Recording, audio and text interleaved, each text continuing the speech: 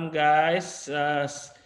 Welcome back to acara kita ngobrol santai bersama senior-senior salon ya. Jadi hari ini kita ada kedatangan guest star yang sangat luar biasa lagi. Ini juga anak muda yang hebat sekali ya. Maksudnya di usia yang muda begini beliau juga sudah banyak mencapai achievement dan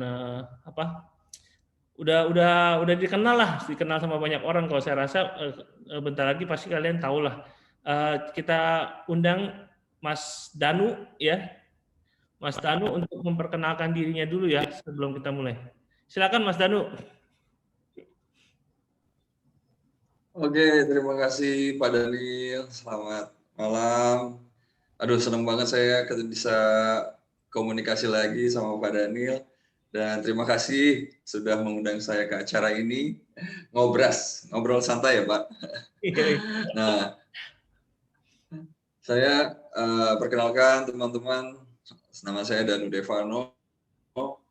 Saya seorang barber dan memulai hobi saya mencukur rambut itu sejak tahun 2001. Udah lama juga ya berarti ya? 19 tahun loh. Oh iya ya, 19 tahun ya Pak? Nggak kerasa. Awalnya gimana tuh Mas Danu bisa maksudnya masuk ke barbering ya gitu ya? Iya, karena saat itu saya ingat kelas 1 SMA, saya itu kan dari kecilnya memang orang tua saya dua-duanya bisa potong rambut. Oh. Jadi ibu waktu saya kecil itu pernah punya salon itu di Tanjung Enim di Sumatera Selatan, di Palembang. Oh, orang Palembang. Jadi, tapi saya mulai, iya, wong kita gila. Oh. Wong kita galo. Baru tahu loh. Jadi ibu saya waktu saya udah mulai mau masuk sekolah TK itu udah tutup aja salonnya, nggak diterusin lagi karena ternyata cukup repot gitu. Nah, jadi masa kecil saya itu sampai tamat SMP di Tanjung Enim itu nggak pernah rasain yang namanya potong rambut di barberkah atau di pangkas rambut atau di salon gitu. Karena selalu ketika sudah mulai terlihat panjang tuh kalau nggak bapak, ibu. Kalau nggak ibu, ya bapak yang nyukur rambut saya gitu. Jadi model-model rambut yang saya pengen tuh nggak pernah terrealisasi, pokoknya terserah bapak dan ibu gitu. Berarti ada Ya nurut aja. turunan nih ya. Nah, itu dia ternyata memang di antara 4 bersaudara ini saya kan yang pertama. Keahlian mencukur rambutnya itu menurunnya ke saya gitu. Jadi waktu saya mulai merantau kelas 1 SMA, saya ngerantau ke Bandung, sekolah di Bandung sendiri. Di situ muncul lagi hasrat saya tuh kayaknya kok pengen motong rambut terus gitu, ngelihat rambut teman-teman di sekolah tuh gregetan gitu kayaknya. Akhirnya ya udah, teman-teman yang deket dulu saya ajak ke kosan, saya cukurin rambutnya. Ternyata first time aja mereka puas gitu, ketagihan. Jadi ngomong ke temannya yang lain, akhirnya ya udah cukurannya itu di kos-kosan gitu. Di Bandung dulu. Jadi terkenal ya. Dan tapi kan saya bingung nih, saya punya gaya rambut yang saya pengen banget, tapi saya bingung mau minta cukur sama siapa gitu. Akhirnya saya lukis, kebetulan saya juga dari kecil suka melukis, menggambar gitu ya. Saya gambar di kertas, saya cari pangkas rambut yang paling dekat dari sekolahan waktu itu di Bandung, yang dulunya juga merupakan salah satu guru saya belajar barbering itu di beliau. Akhirnya saya serahkan dan terrealisasi. Waktu itu Kalau sampai sekarang masih ada namanya Mas Ade, itu sekarang namanya Doi Salon. Kalau dulu Doi Barber, karena sudah semakin berkembang usahanya jadi salon dan sekarang jadi wedding and bridal gitu. Oh, oke. Mantan guru ya itu ya berarti. Iya, pertama kali saya belajar barbering itu. Hmm. Nah, dari situ rambut saya ternyata di sekolah hits. Oh, wah, tren, Banyak tren, tren. Hebat, hebat. banyak teman-teman yang pengen gitu atau bahkan menjadi buah bibir ke sekolah-sekolah lain sampai akhirnya 10-11 tahun kemudian itu saya kenal seseorang, kenal orang lain yang dulunya tuh beda sekolahan, sampai dia komen, oh ternyata kamu nih yang dulu itu sampai kita tungguin pulang sekolahnya di depan sekolah kamu katanya, karena pengen lihat rambut kamu katanya. Oh, kaget saya. Jadi selebriti nih. Hebat, hebat. Nah, hebat. Ya, Masih SMA tuh ya? masih SMA. Buset, buset. Berarti Dan pangkatnya udah kelihatan loh. ya makanya sampai yang pertama kali terucap dari mulut istri saya yang dulunya tuh teman saya SMA, pertama kali dia kenal saya itu kata-kata yang keluar dari mulutnya itu, Danuya, rambut kamu keren loh katanya. Rambut dulu yang diomongin. Oke. Dan alhamdulillah berhasil menggait hatinya sampai hari ini, Pak. Wah, pakai rambut ya. Makanya rambut penting tuh Pakai guys. rambut. Ya. Kalau mau dapat Penting banget. potong yang bagus sama Mas Danu. Mantap, mantap.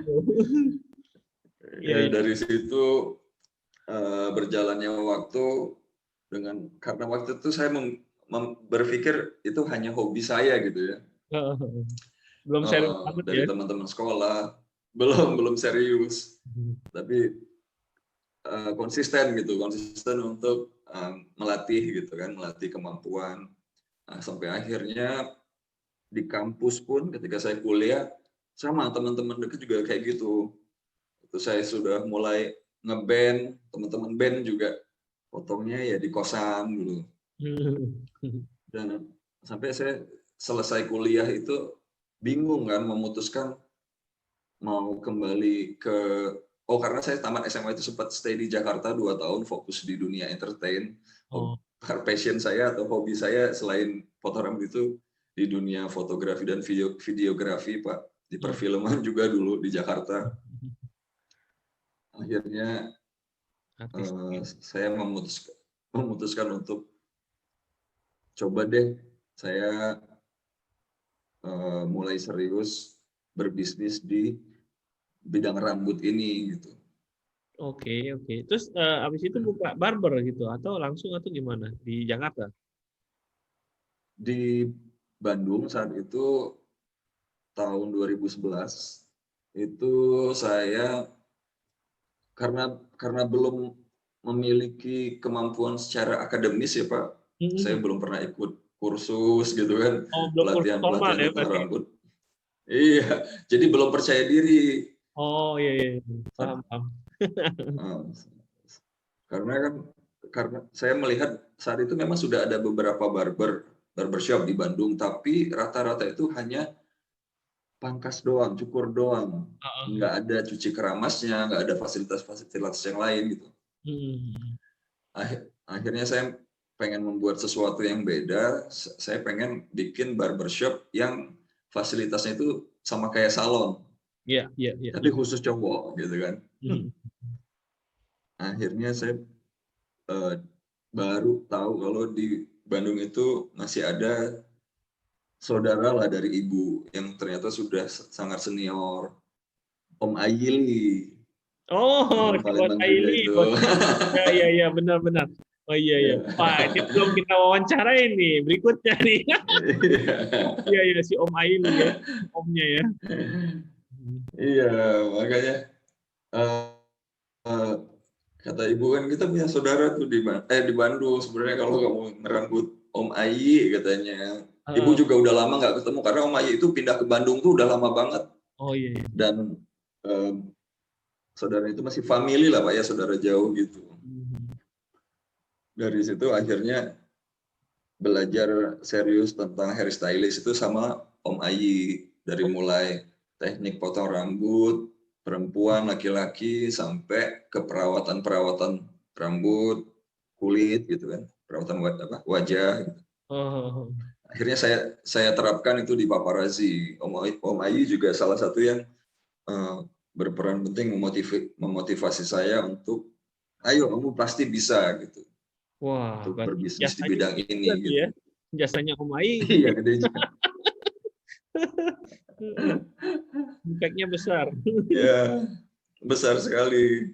Akhirnya dari situ saya mulai, yang tadinya saya itu maksudnya berbisnis barbershop itu supaya saya punya saku dua Pak. Ada Mhm. penghasilan dari barber sehingga saya bisa ke Jakarta lagi untuk fokus di entertain.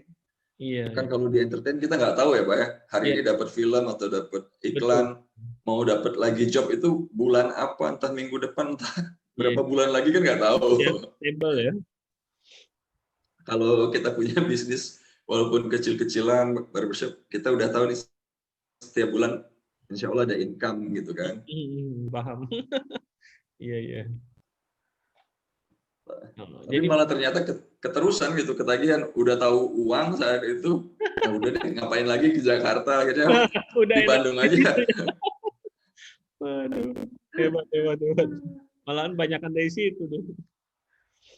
Iya, berjalannya waktu tahun 2012 akhir itu saya ditegur orang tua gitu. Maksudnya Hah? saya sampai lupa kalau usia saya udah mau 30, saat itu udah 28. Heeh. Sedangkan calon saya kan seusia. Kalau Oh, perempuan usia 28 kan udah udah ya, ketar-ketir gitu ya. udah tua lah gitu ya, lebih cepat nih.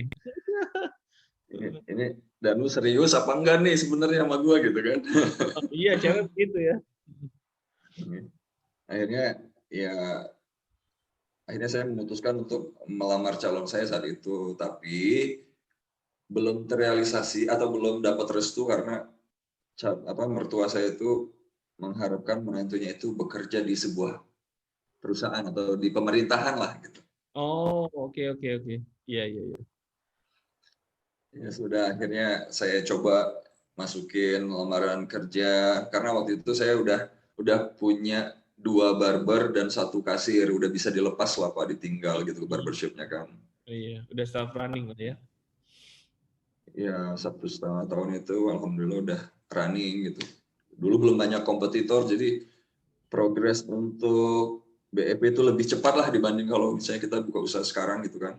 Iya, iya. Nah, eh, ternyata diterima sama BNI di Bandung, bank ya, salah satu bank BUMN di Bandung, Oh, ya sebut aja BNI gitu kan. oh, lumayan. Dan saya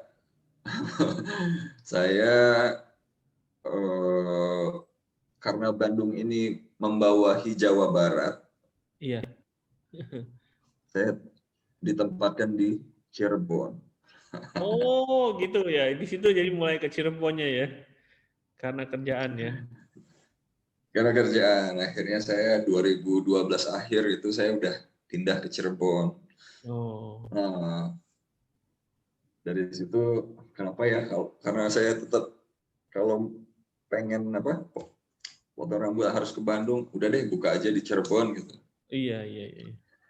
Kebetulan saat itu memang salah satu pegawai saya yang di Bandung juga justru mendorong saya gitu, meyakinkan saya untuk, ayo Mas Danu, tenang aja, buka di Cirebon. Nanti saya yang ngurusin, saya yang pegang gitu. Oh, Meyakinkan saya, karena saya udah nggak punya waktu lagi kalau kerja kayak gitu untuk iya, ngurusin barbershop, Pak. betul, betul, betul. Oke, jadi buka tuh ya. Jalan dulu. Iya, buka itu di Cirebonnya tahun 2014 awal. Oh, oke. Uh, karena saya survei dulu kan Cirebon itu gimana atmosfernya gitu, Hmm. anak-anak mudanya. Setelah saya survei 2 tahun baru saya berani buka di awal 2014. dengan apa? Dengan support dari tim saya yang saya bawa ke Cirebon tadi, Iya. ternyata malah jadi bumerang, Pak. Loh. Kok bisa? Ya, orang yang benar-benar saya percaya tuh berkhianat ceritanya. Waduh. Oh my God. Mm-mm. Oh. Sudah, ya udah lumrah lah ya di dunia kita potong rambut ini di istilahnya di apa Pak? Diakuisisi oleh customer sendiri, misalnya kayak gitu. Hmm. Dicabut lah, diambil, gitu. Biasa itu ya. Dirayu, diajak untuk Buka lagi lah gitu. dan saat itu karena nggak ada izin untuk resign atau untuk berhenti bekerja di saya gitu, tiba-tiba menghilang gitu kan, saya cukup kesulitan. Apalagi saat itu kan saya Sabtu Minggu aja bahkan saya ada lembur gitu misalnya di kantor kan. Wah itu benar-benar masa-masa saya kelabakan untuk cari yang baru tuh nggak mudah gitu kan, pengganti. Ya, yang udah bisa ya, itu susah sekali. Iya, terpukul. Ya kalau sekadar bisa motong doang kan mungkin bisa agak lebih cepat, tapi kan banyak sekali yang harus diajarkan dari mulai servisnya, terus Iya, benang merah, beda ya. paparazzi itu seperti apa pelayanannya, teknik potongnya itu kan saya nggak punya banyak waktu untuk saat itu untuk mengajarkan hal-hal seperti itu gitu. Iya, soul-nya itu beda ya. Aduh. Dan akhirnya eh, saat itu saya terpukul sekali karena dia bukanya ya tetap di Cirebon juga Pak. Iya, nyaingin ya malah. Jadi persaingan kan, wilayahnya juga masih dekat lah gitu, Iya. dan membranding mereka diri mereka bahwa kami loh yang terbaik di Cirebon gitu, sambil menjual si pegawai saya ini gitu yang Pasti, difoto. iya. Gila juga. Coba bayangin nih Pak, foto iklan yang dia blast atau diiklankan di media sosial itu adalah foto pegawai saya berdiri di depan barbershopnya gini. Tapi dia nggak tahu dari ujung kaki sampai ujung rambutnya itu yang dikenakan tuh atas pemberian saya gitu, yang saya kasih buat hadiah gitu. Jadi kan ngelihatnya sakit hati banget. Iya, susah di. Iya, kayak gitu kan. Nah, cuma saya berusaha bagaimana sakit hati dan dendam ini tuh dialihkan ke hal-hal yang positif. Misalnya jadi termotivasi untuk menunjukkan ke publik bahwa kita bisa lebih baik gitu. Itu biasanya Bos Danu, orang sukses tuh begitu prosesnya ya. Disakitin dulu, ya kemudian dijadikan motivasi positif. Biasanya begitu, Bos. Keren. Nah itu, jadi kalau sakit hati boleh sih sedih, terpuruk, tapi jangan lama-lama, harus Iya, betul. semangat lagi gitu. Ya. Berdiri lagi, maju lagi.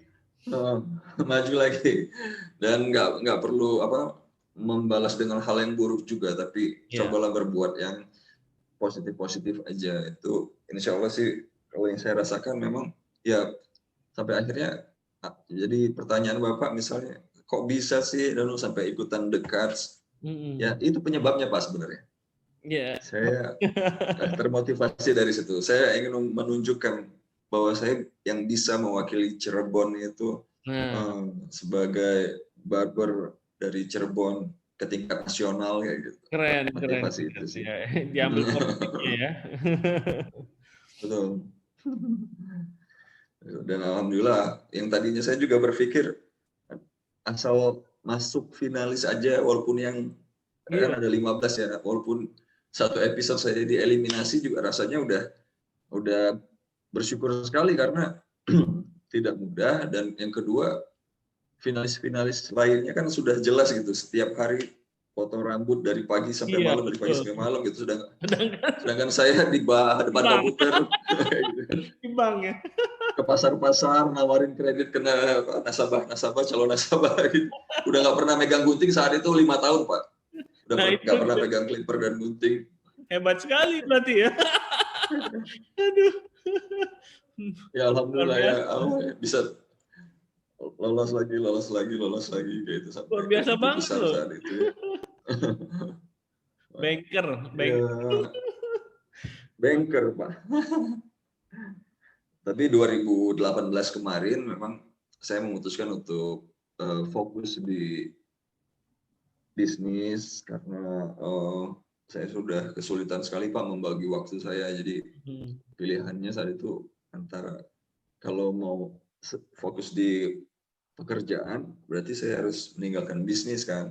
Iya. Kondisi yang menuntut waktu itu seperti itu. Akhirnya ya saya resign dari perbankan, saya fokus di bisnis walaupun istilahnya berat gitu kan. Biasanya kita tahu minimal salary tiap bulan untuk saya sendiri, jadi kalau di bisnis kan saya belum tahu nih bulan ini bakal dapat berapa, akan ada apa, kayak pandemi gini nih Pak.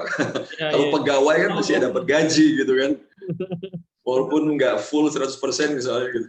Iya.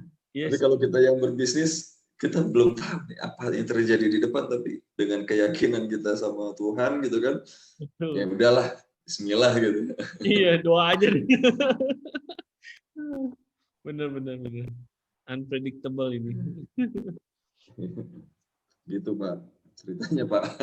Oke. Jadi setelah ikut dekat kan, jadi pasti lebih disorot lagi kan sama media ya, orang-orang lebih tahu lagi Mas Danu kan. Sejak itu mungkin sering ya diundang-undang ke acara-acara barber ya, untuk edukasi dan lain-lain kan pastinya ya.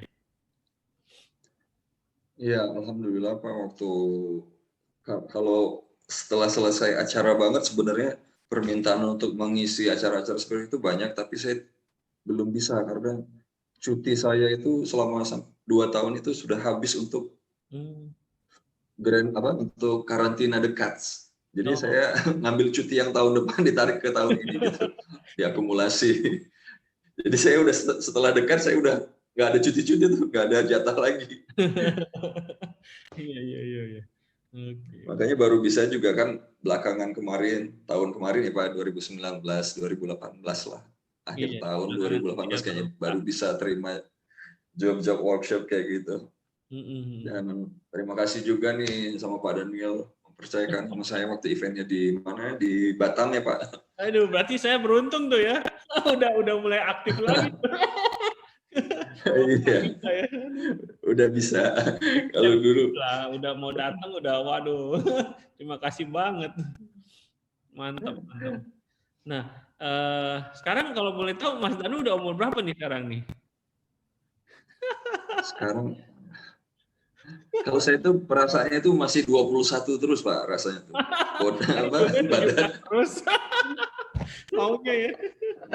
Aduh. Saya tuh sampai lupa gitu terakhir kemarin. Sekarang 34 tahun Pak. Oh, masih muda banget loh. 34 ya. Cuma Udah saya punya tuh skip. putri belum?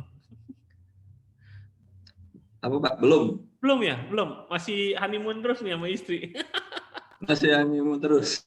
Ini terlalu banyak kerja. Belum dapat rezeki nih untuk punya keturunan ini, belum dikasih nih sama Allah nih. Saya juga lama. Amin. Saya lama tahun baru dapat. Berapa tahun Pak kemarin dapat? 8 tahun kosong waktu itu. 8 tahun ya Pak? Iya, yang pertama bayi tabung lagi. Luar biasa. Iya. Tapi udah punya berapa sekarang Pak Daniel? Sekarang udah 2. Alhamdulillah. Tenang bro, nanti Syukurlah. doa terus pasti dapat kok, pasti dapat. Berarti saya kalau sama kayak Pak Daniel saya nunggu 2 tahun lagi berarti. Saya baru 6 tahun berarti Pak. Iya. Aku istri sama aku waktu itu dapat 35, umur 35 berdua, baru dapat yang pertama. Oh. Ya udah lumayan. Berarti masih kemungkinannya masih besar ya Pak kalau usia saya ini 34 ya Pak. Tenang. Aku ada temen umur berapa ya dia? Umur 60 baru dapat. Wah, Iya, dia tapi istrinya, umur 60 kayaknya. tapi istrinya jauh lebih muda ya, Pak? Kalau enggak mungkin 60, 50-an ya, 50-an dia baru dapat. 50-an ya? Iya, terus pas dia udah tua, anaknya tuh baru 20-an gitu. Kayak teenager, dia udah tua banget. Tapi dapat, Bro. Jadi jangan putus asa ya, harus terus. Kita dulu ketemuannya fight terus aja dah. Akhirnya dapat kok. Wah, Oke, amin. oke, Terima kita kasih Pak Daniel support-nya. off track sedikit nih ngomonginnya. Balik lagi ke Nggak laptop. apa-apa, Pak. Nah, jadi dengan di usia 34 ini, Mas Danu kan udah ada bisnis sendiri ya, udah sukses, udah dikenal banyak orang di kalangan barber terutama ya. Boleh bagi nggak sharing sedikit nih, kira-kira karakteristik seperti apa ya yang bisa bikin Mas Danu sukses seperti ini gitu, di usia muda lah. Kalau mungkin ya Pak, kalau saya pribadi itu karena apa ya, saya jadi bingung nih. Kalau saya pribadi belum ngerasa, masih jauh Pak, masih jauh dari kata sukses Pak. Rendah lagi ya. Perasaan saya bukan memang iya. Jadi justru saya tuh masih banyak sekali yang harus dipelajari, belajar lagi gitu. Sampai hari ini pun kadang ngerasa waktu tuh kurang, istirahat kurang, karena apa yang saya kerjakan itu masih banyak dan masih jauh dari harapan yang saya inginkan. Ya termasuk saya juga harus melihat, ya kemarin kan sempat berapa hari jalan bareng sama Pak Daniel itu, terus terang saya banyak belajar juga Pak Daniel waktu ke Batam kan sama Pak Daniel gitu. Belajar apa nih? Usaha Pak Daniel kayak gitu. Belajar minum Ya bir. bagaimana? Aduh. Bukan. Kacau. Belajar menjalankan bisnis lah. Saya kan inilah, Pak Daniel juga salah satu motivator saya lah untuk bergelut di bisnis ini gitu. Seorang Pak Daniel nih yang saya nggak tahu ya, Pak Daniel, saya tanya dulu nih, Pak Daniel bisa potong rambut nggak sih Pak? Nggak bisa. Nggak bisa. Sama sekali nggak bisa. Pak Daniel yang nggak bisa potong rambut, tapi bisa punya usahanya bidang rambut gitu kan. Kemudian telur yang omeganya tinggi gitu, dari hijau sampai telur itu, bisa punya produknya macam-macam, bisa jadi importir ini, importir itu. Saya takjub sekali gitu, luar biasa. Dan pengetahuan Pak Daniel nggak bisa potong rambut tapi punya tempat kursus potong rambut, mendatangkan hairdresser internasional gitu. Gimana saya nggak harus banyak belajar gitu? Enggak lah bro. Aduh, titipan Tuhan semua lah bro. Nah, iya. Sama backgroundnya IT. Apa namanya? Luar biasa. Makanya Danu sendiri ngerasa Pak, sampai hari ini memang enggak, ya itu ya kenapa kita itu semuanya nggak boleh berhenti belajar, karena memang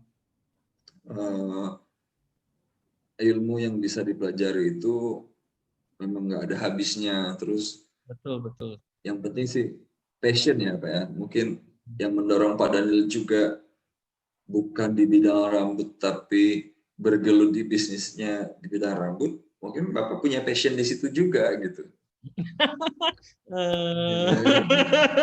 Wow, itu Iya kan? Enggak juga sih. Cuma saking lamanya ya, dan teman-teman saya kan semua akhirnya di bidang ini kan, customer saya, jadi teman ya jadi suka lah. Tapi kayaknya nih, kalau ini pandemik udah lewat nih bro, pengen ngajak Mas Danu juga nih kalau bisa. Kita kan ada teman-teman yang edukator yang di luar ya, di luar Indonesia. Nah mereka skill cuttingnya juga lumayan. Nah, kalau bisa nanti kita berangkat bareng nih, belajar bareng di luar ya. Wah, senang banget saya Pak. Kalau bisa keren banget. Pengen banget. Iya, aduh. Ya teman-teman juga nanti bisa dapat lah dari luar kan ya, maksudnya teknik-teknik terbaru. Nah, kita belajar di sana, kita bawa balik ke Indonesia, kemudian kita tularin ke teman-teman barber-barber yang lain kan, biar mereka dapat juga gitu. Betul. Iya. Ya itu Saya mimpinya. lihat juga kan sebelumnya ada apa? Kemarin sempat juga sama Mas Wisnu ya Pak ya. Mas Oh Wisnu iya, juga iya.